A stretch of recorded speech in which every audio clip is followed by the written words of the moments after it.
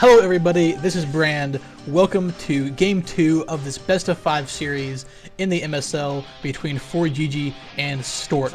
In Game 1, which we just watched, we saw Stork taking a very decisive victory over Forgg in a pretty quick, pretty brutal game in which Forgg just went for, pretty standard one fac into expansion type build, had defended with his bunker, trying to do his typical, Terran thing, and Stork just elevated a bunch of troops down into Forgg's base and stomped all over him. It's gotta be kind of a blow to Forgg's confidence just to lose in the way he did. I mean, Stork's play was good, and his micro was very good in those battles, but really, he just pulled a move that Forgg didn't see coming that he probably should have. 1-0. So in Game 1, if that was sort of an indicator of these two players' skill levels, I'd have to say that Stork is going to have a big advantage.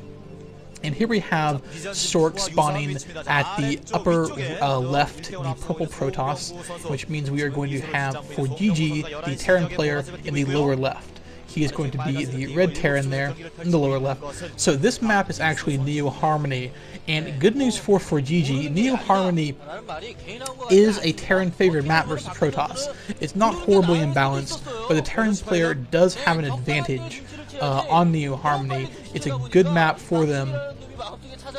Mainly because I think of the fact that it's really easy to keep your mechanized ball together. It's a map with a lot of narrow corridors, kind of in the middle area right there, and it's not super easy, I don't feel, for the Protoss to really get a third gas going that they need. A Terran player doesn't really need that. A Terran player on 2 bases can be just fine. It's really easy for the Terran to keep his 2 bases there. So it is a bit of a Terran favored map, but it's nothing super serious. It's nothing that I don't think that that Stork isn't going to be able to handle. Stork can handle this map. He can handle Forgg as he showed in Game 1. Forgg just very standard play. Didn't see the elevator maneuver coming, and Stork just total blowout for Stork. So we're starting off here seeing Stork putting down his gateway in his base, not going for connects or anything, not going for any sort of proxies right off, and it looks like Forgg will be doing the same thing as well, basically just going his one fac build to start off with. And the only question I really have for this map is, what is Forgg going to do to try and change the momentum in this series? Because that wasn't like he got cheesed or something, or he just lost a close game. I mean, that's got to be a blow. I mean, he just got annihilated by Stork. So I really feel the onus is on Forgg right now to do something special, to switch up his play, to try something unexpected, because that's what you really have to do.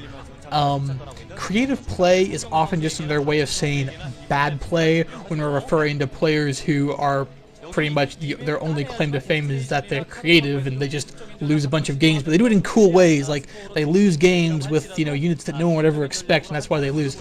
But creativity is extremely important in these star leagues, in these later rounds, when all the players are so good. And it looks like he did have 3 SCVs on gas for a while, but he's gone back to 1 SCV on gas. Game is factory now. So yes, most likely it's just going to be moving into a fast expansion. Is Forgg not going to be trying to 2-fac push or anything? And actually, has not even sent an SCV out to scout yet.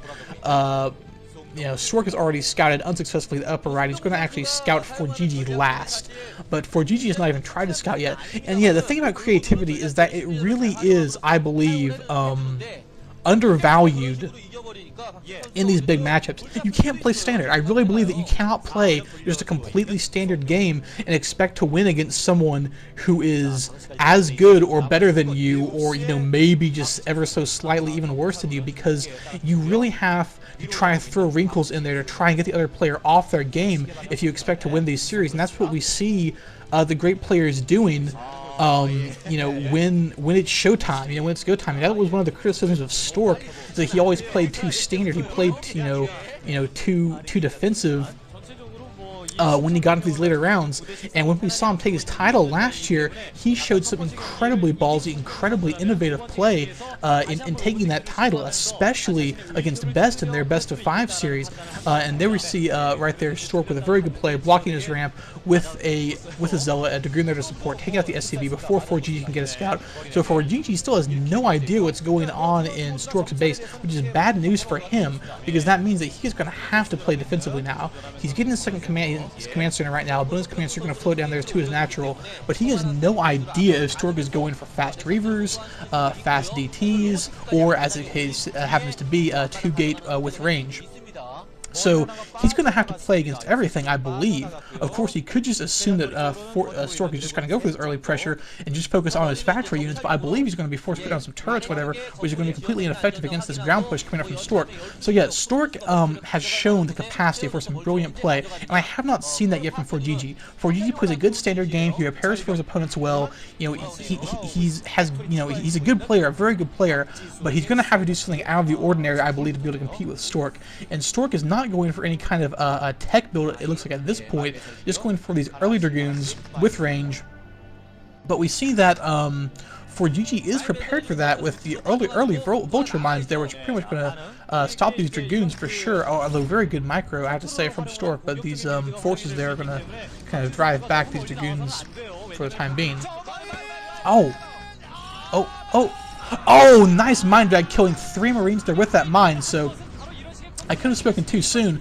These 3 Dragoons are going to be doing a heck of a lot of damage to Forgg here. This is kind of the opposite of a 2-fact push. This is like a 2-gate push against a Protoss. I mean, against a Terran fast expand. Excuse me. And we see that Forgg has snuck a Vulture into Stork's base, and that Vulture is going to be trouble for Stork. He's nothing there to defend it, but he's going to have some Dragoons popping out soon, and yeah, Forgg has nothing to defend this command center. That could go down. That could go down. If that goes down, that's it. There's no way he comes back from it. It's burning right now. I think he's going to be able to save it. Well, get an SCV there to repair in time. He needs to have an SCV to repair the command center, but no, Stork is just barreling up this ramp. He's barely up this ramp. There's no SCV to repair. Mine goes off, kills all his Dragoons. So yeah, that